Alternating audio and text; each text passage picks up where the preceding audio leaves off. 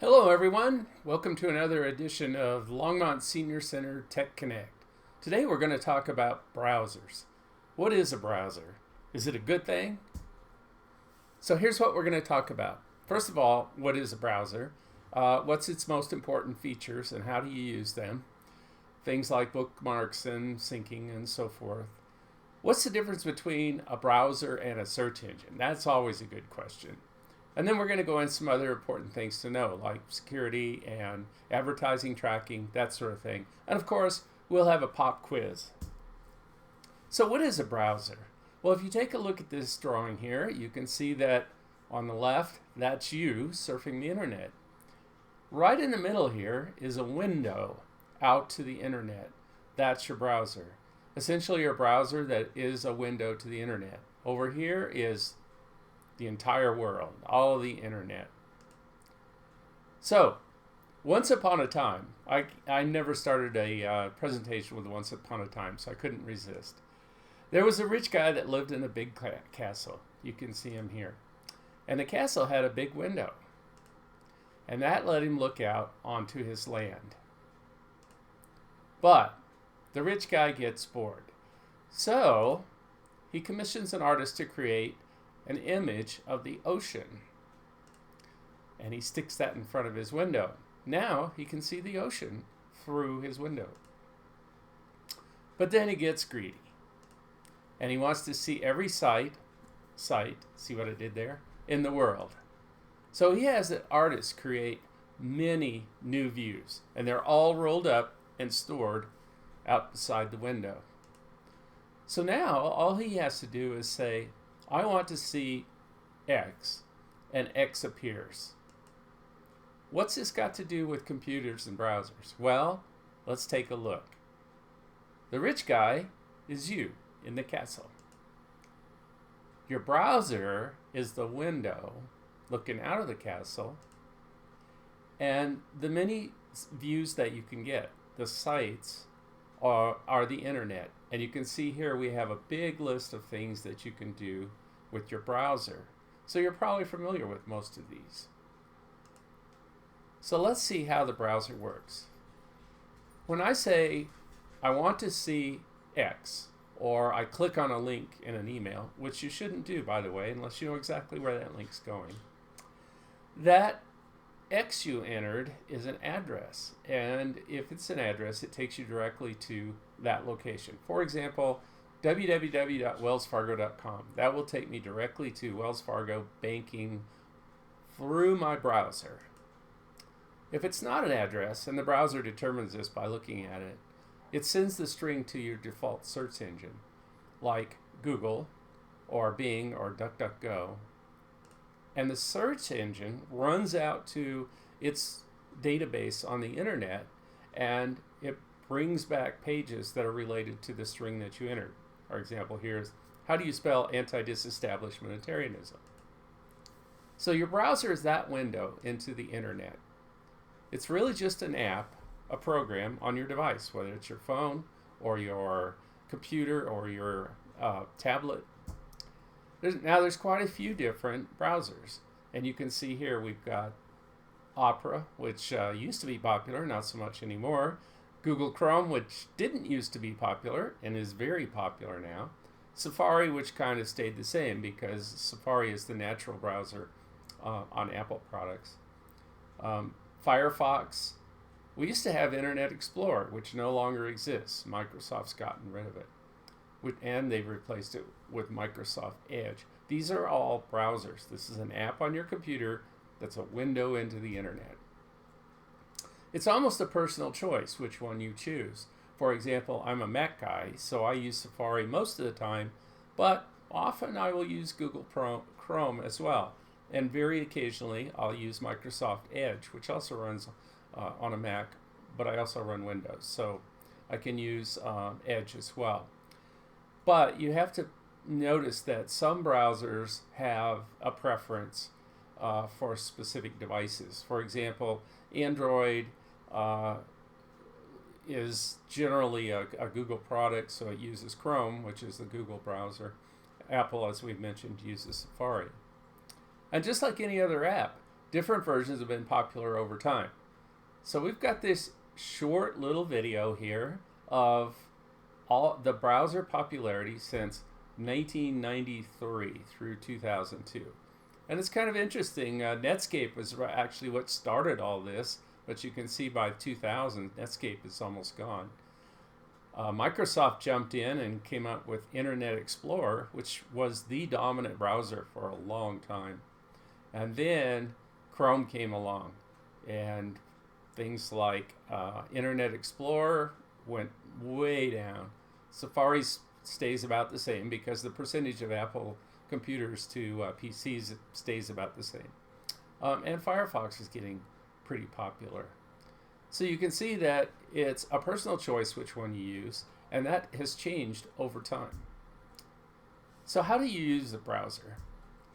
We'll use Chrome as an example since it's a very popular browser. It's an app that's provided by the company Google, or actually its parent company called Alphabet. As a result, you can imagine Chrome, the browser, is tied very closely to everything Google. Google search engine, Google calendars, Google photos. Chrome knows those applications intimately. So how do we get started? Well, the first thing is you run Chrome on your device. You can see here, this is my Mac desktop, and you can see there's a nice little Chrome icon there, and if I click on it, it will open Chrome. Or on my phone, Chrome is also on iPhone as well as Android phones, and you click on that and it will bring up the Chrome browser. So let's take a look at the important parts of a browser. First of all, this is a page of Chrome, happens to be on my Mac, but it looks the same if you're on a Windows PC. The first part is the search or location bar, and we talked about that. If you enter a string into this, the browser will try to determine whether it's an actual address. Generally, it starts with www or HTTP or HTTPS, and it will try to take you to that location. Or if you just put a string of characters in there, like how do you spell anti-disestablishmentarianism, the search engine will go out and search for pages related to the string you entered. Generally, there's tabs. You can turn these on and off. I have them on here to show you. Tabs allow you to have multiple locations open simultaneously. So you can have multiple tabs, and you can flip back and forth between those tabs. There's generally some kind of favorites. These are favorite bookmarks. And again, this row that I have turned on here that shows you your favorites is optional. You can go into the settings and turn it on or off. I generally leave it on because I have lots of favorites. And then there's also generally a home page. And again, you can tailor the home page to whatever you like. I have my home page set to recently used web pages. So those will be stored here, and I can get to them easily from the home page. So let's look at an iPhone. On an iPhone, if I go to Chrome, you can see on the left there, that's Chrome open up.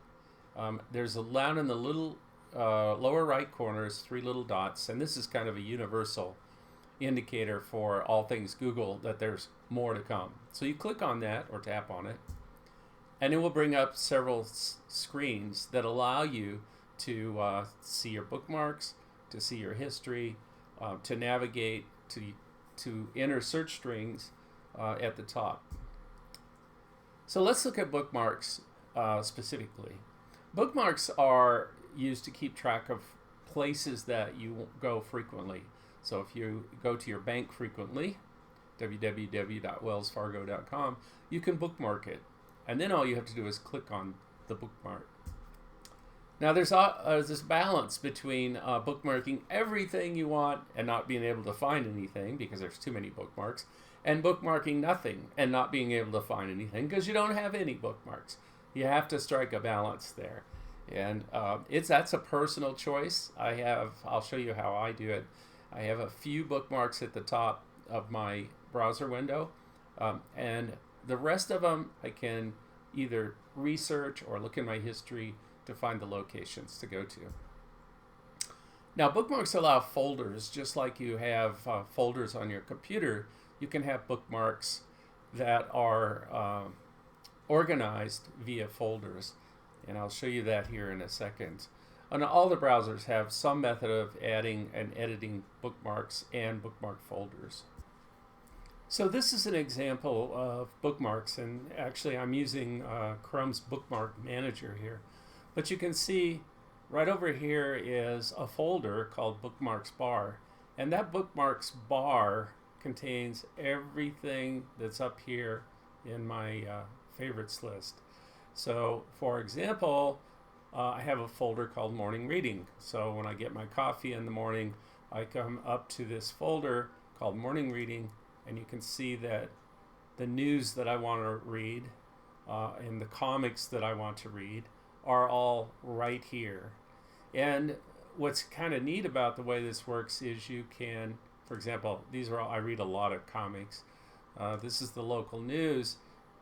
In Chrome, you can right click and say, I want just to open all of the sites that are inside this folder. And you can see across the top here, sure enough, all those sites opened up. So here's Fox 31 News, Denver 7 local news, the Longmont Times Call, my personal weather station, which is right outside my window here, tells me the temperature outside, and so on.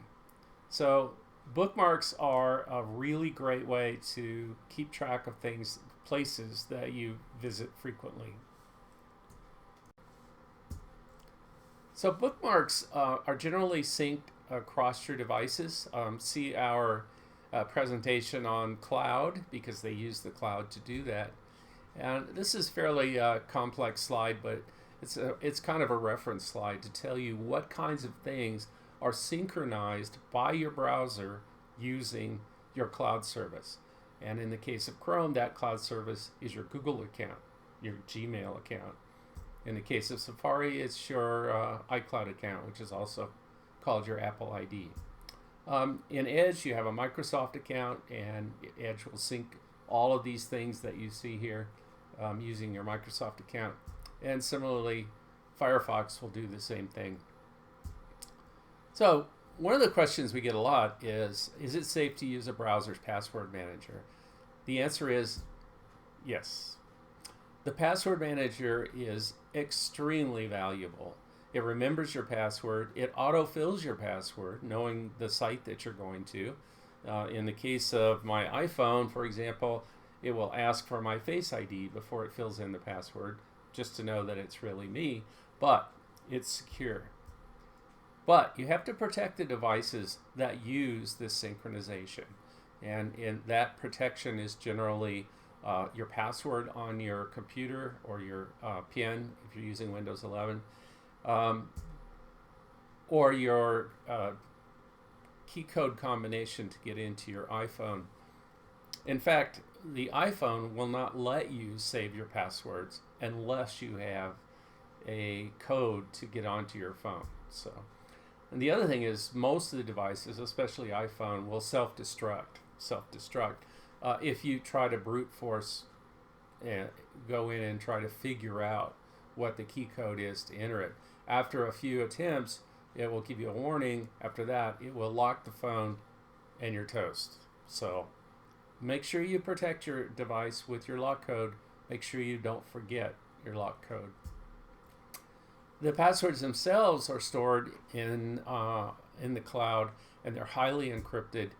Even the browser vendor can't read them. For example, Google wouldn't be able to look at your passwords that are stored on your Google account in the cloud.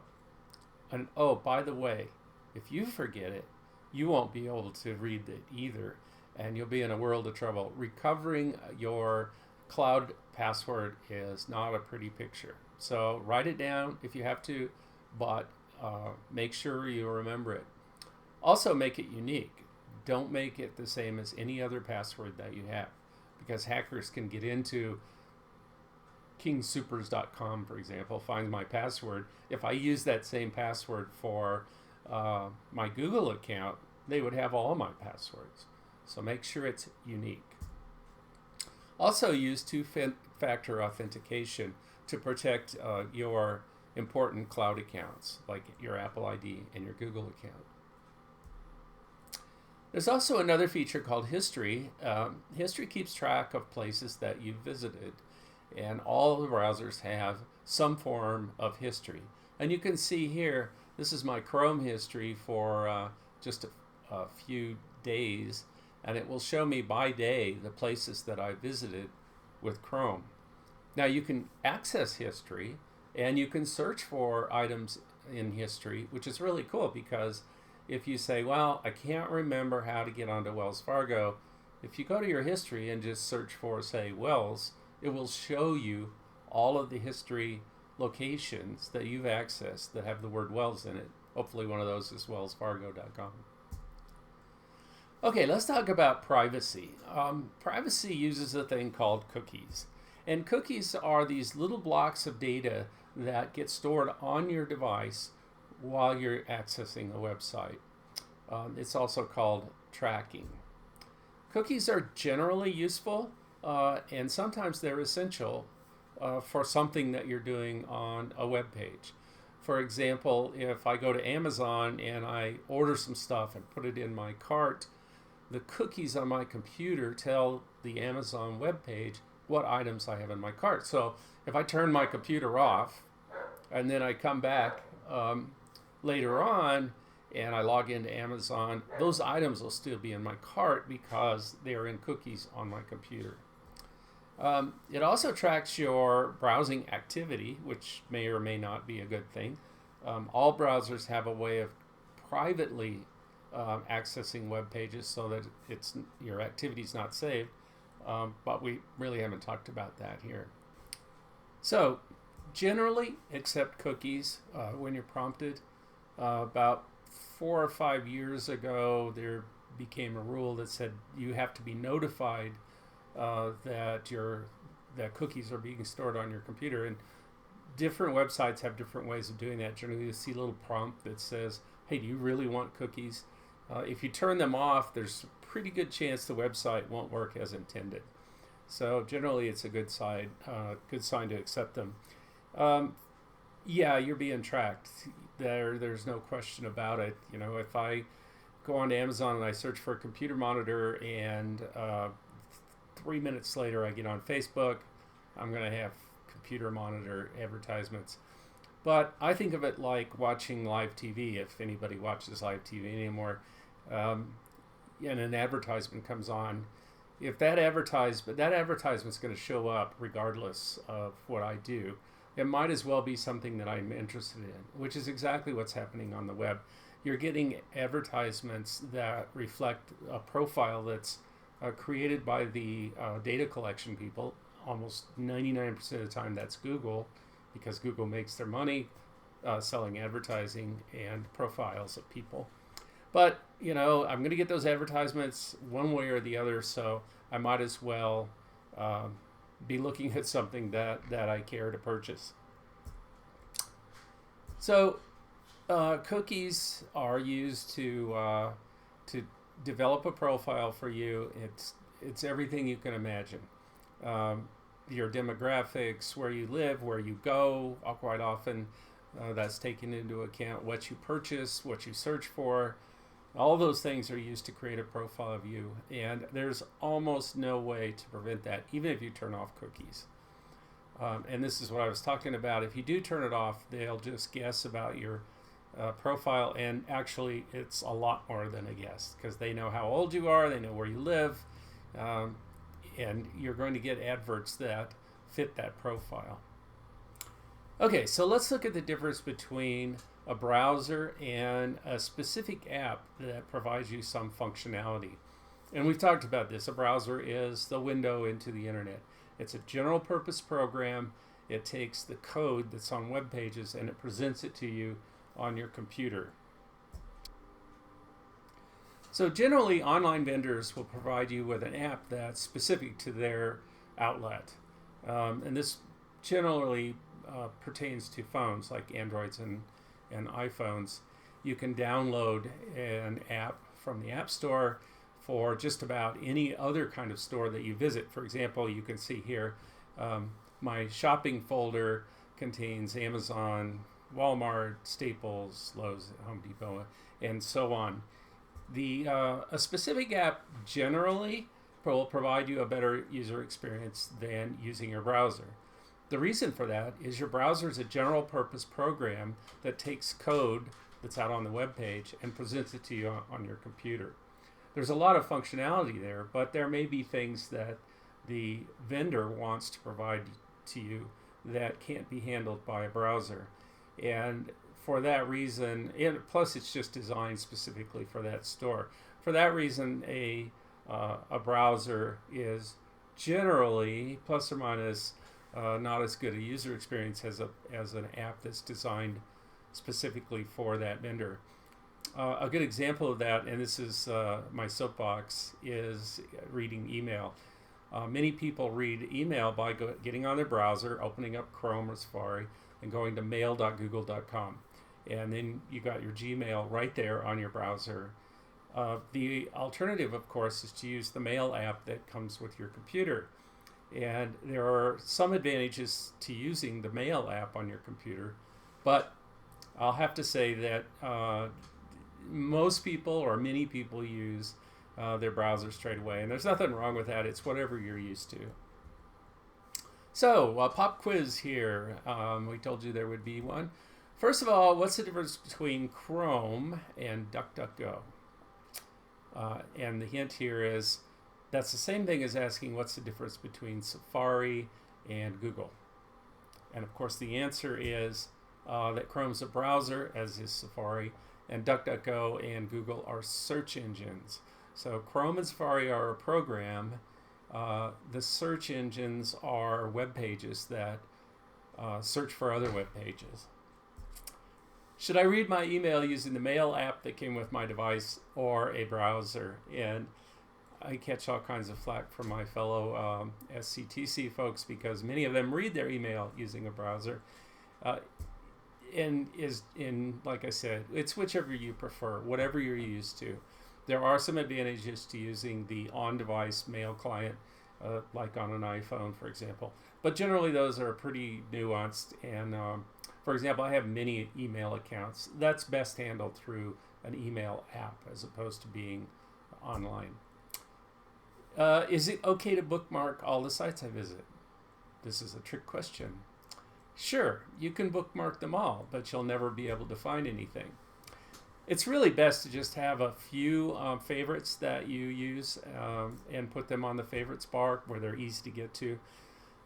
Make liberal use of folders and folders within folders. You saw our example where we have the morning reading, and inside the morning readings all the comics. That's a folder within a folder.